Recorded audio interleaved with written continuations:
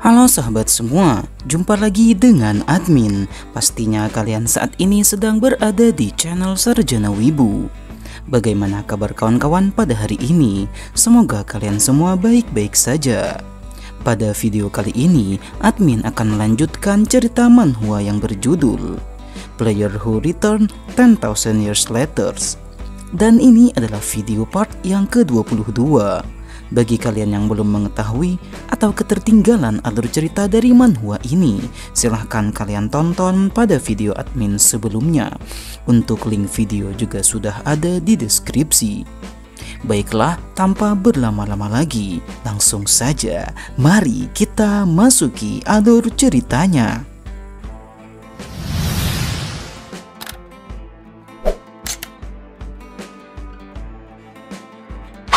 Pada chapter sebelumnya, kita telah diperlihatkan pertarungan yang terjadi antara Kang Hyun yang telah berubah menjadi monster dengan ritual kultus demonnya melawan Kang Woo sang raja neraka.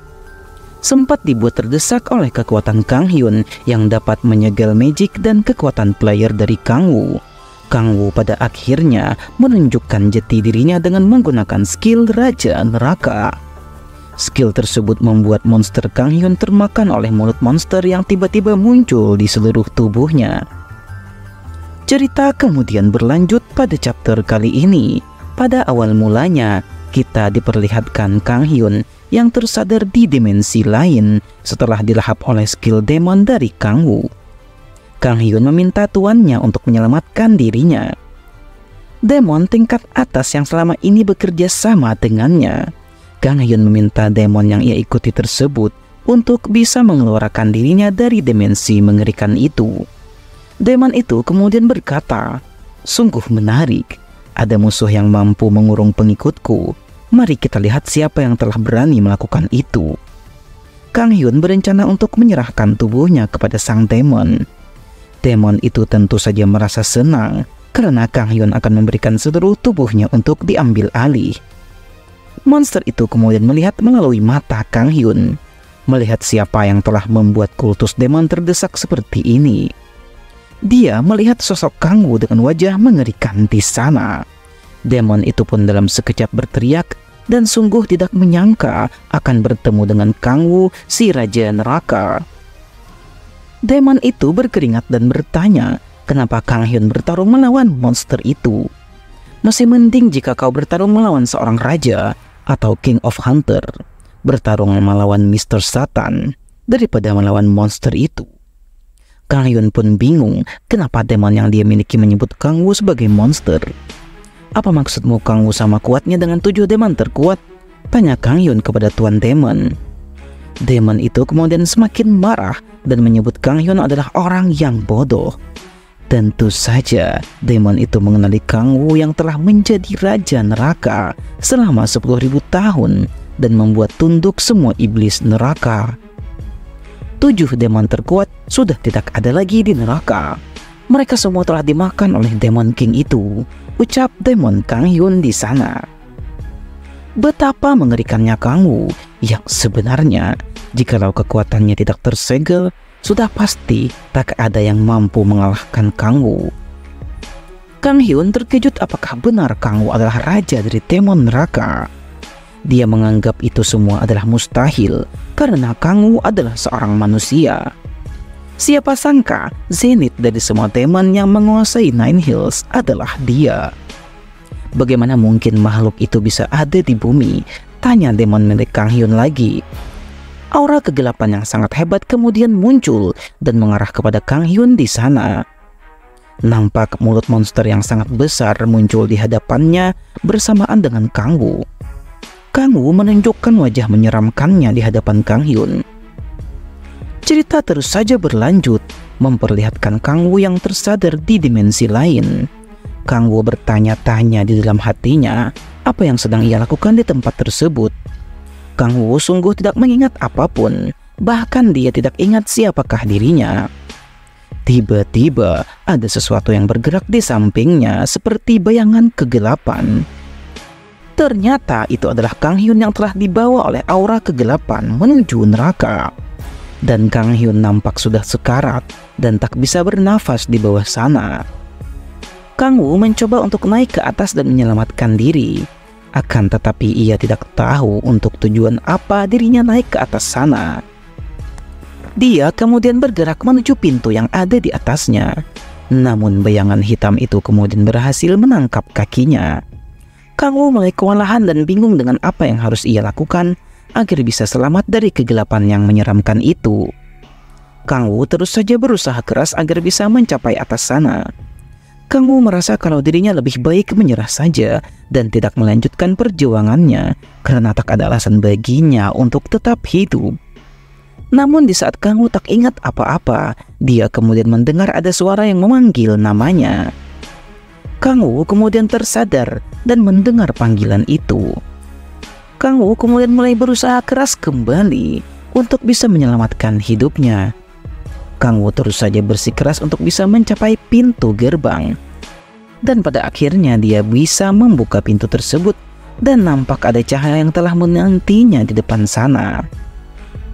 Kang Woo pun akhirnya tersadar kembali di dunia nyata. Rekan-rekannya sudah menantikan Kang Woo yang tak kunjung sadarkan diri.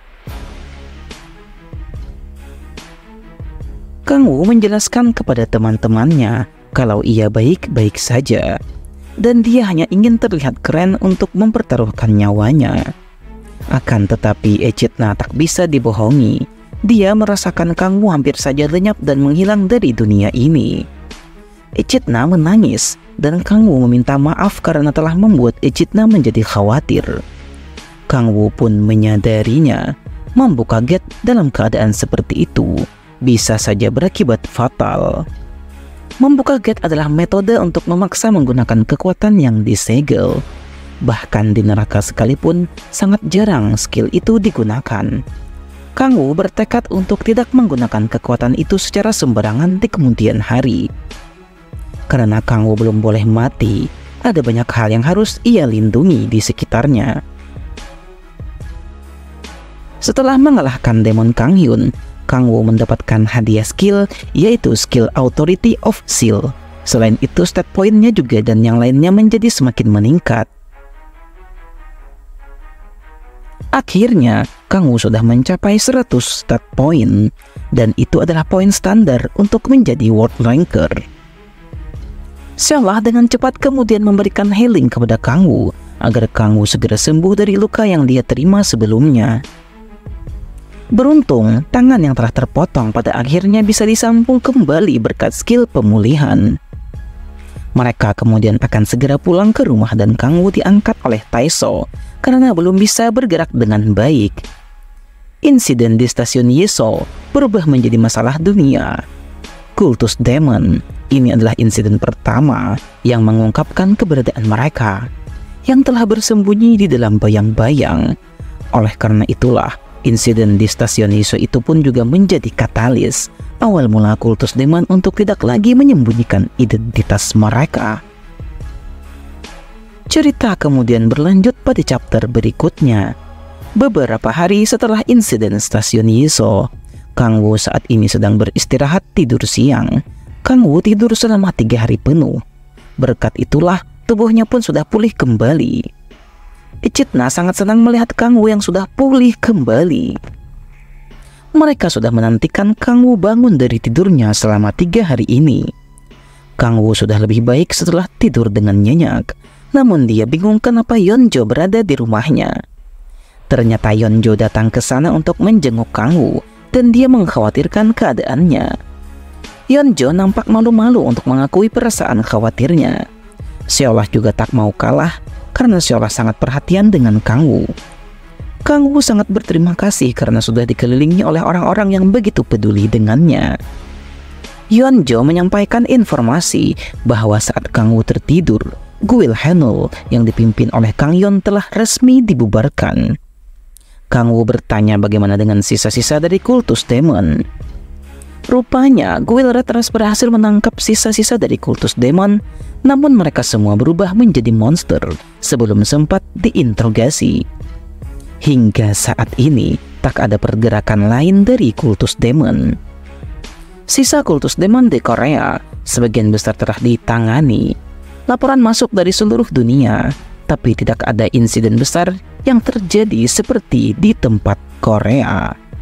Kang Woo kemudian membuka handphonenya untuk melihat beberapa berita hari ini. Ada situs berita yang mengatakan bahwa terdapat grup teroris dunia dari kultus demon, namun belum diketahui siapa dan apa tujuan dari mereka. Ada juga berita tentang pahlawan, yaitu Kim Si-hyun yang berhasil menumpas kultus demon di Korea. Yeonjo berkata kepada Kang Woo, jangan sampai Kang Woo berpikir untuk berhenti bertarung melawan kultus demon setelah insiden stasiun Yiso ini. Ya, tentu saja tidak. Aku tidak akan berhenti sampai para bajingan itu tewas hingga ke akar-akarnya, ucap Kang Woo. Yeonjo merasa puas dengan jawaban dari Kang Woo yang memang haruslah begitu. Yeonjo lanjut menjelaskan bahwa sepertinya media sosial saat ini dipenuhi dengan berita tentang kepahlawanan dari Kim Si-hyun, sang hunter pemula. Yeonjo lanjut menjelaskan bahwa salah satu kekuatan World Ranker dunia akan datang ke negara mereka, orang-orang Cina yang dijuluki dengan Heavenly Sword. Menurut artikel-artikel yang beredar, mereka datang ke Korea adalah untuk merekrut Kim Si-hyun menjadi World Ranker. Kang Woo memikirkan sistem gaya yang semakin melemah. Dia memikirkan tentang metode apa yang akan digunakan oleh kultus demon selanjutnya. Aku tidak pernah membayangkan mereka bisa mensummon demon ke dalam tubuh manusia. Satu-satunya cara bagi Kang Woo untuk melindungi dunia ini adalah dengan terus bertambah kuat. Scenes kemudian berpindah memperlihatkan markas Guild Retros. Kim Si-hyun sungguh bahagia setelah melihat Kang Woo yang sudah pulih kembali dan mereka bertemu di tempat itu. Kang Woo mengaku kalau dia baik-baik saja. Lalu Kang Woo bertanya bagaimana dengan keadaan dari Kim Si-hyun. Kim Si-hyun yang menjadi terkenal bahkan tidak bisa keluar rumah tanpa dikerumuni oleh orang-orang. Kim Si-hyun kemudian mengajukan beberapa keluhan atas melejitnya nama dari Kim Si-hyun. Ya, karena bukanlah Si-hyun yang sebenarnya telah menyelesaikan insiden di stasiun Yiso. Orang yang seharusnya dihormati sebagai pahlawan adalah Kang Woo. Kang Woo terlihat malu-malu dan ia tak masalah jika Kim Si-hyun saja yang mendapatkan ketenaran seperti itu. Kim Si-hyun bertanya kenapa Kang Woo membawanya ke markas Guild Retros. Kang Woo meminta Kim Si-hyun untuk mengajarinya martial art. Mereka sudah berada di dalam arena latihan markas dari Guild Retros. Kim Si-hyun pertama-tama bertanya apa yang akan digunakan oleh Kang Woo sebagai senjata utamanya. Kang Woo memikirkan bahwa untuk menguasai martial art akan lebih baik memiliki satu senjata utama saja. Kang Woo kemudian menunjukkan senjata utama yang sering ia gunakan dalam pertarungan. Kim Si-hyun kemudian mulai mengajak Kang Woo latihan dengan menggunakan pedang, karena teknik ini banyak melibatkan teknik berpedang. Kang Woo pun menerimanya karena ia belajar langsung dari Master Si-hyun. Si-hyun mengajarkan kepada Kang Woo teknik dasar dari Cloud Dragon Sword. Si-hyun meminta agar Kang Woo untuk memperhatikan dan mengikuti gerakannya. Kim Si-hyun mulai berkonsentrasi di sana. Dia kemudian bergerak dengan cepat ke arah depan, lalu kemudian berbalik arah dan mulai mengayunkan pedangnya dengan hebat.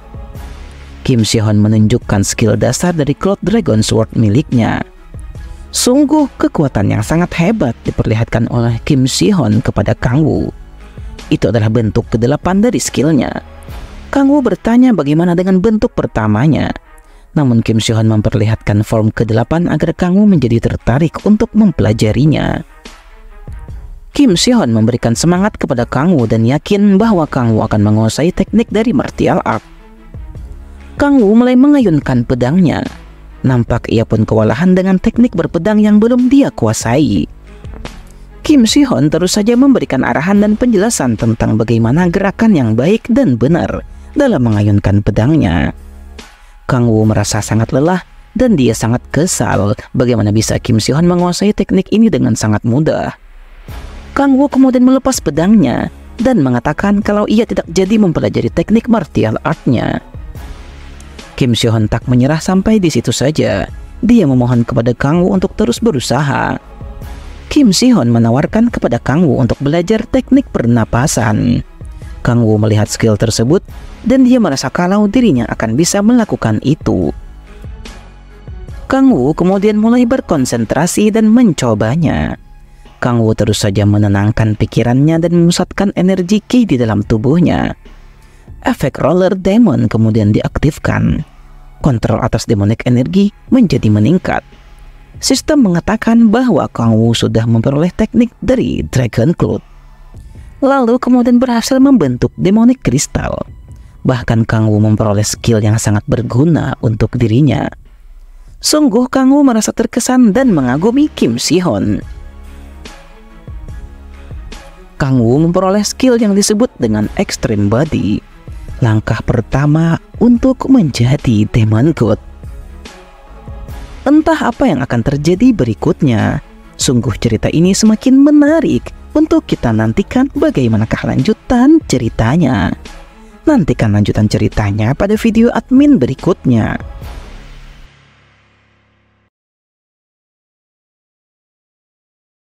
Dan ini adalah akhir dari cerita pada video kali ini.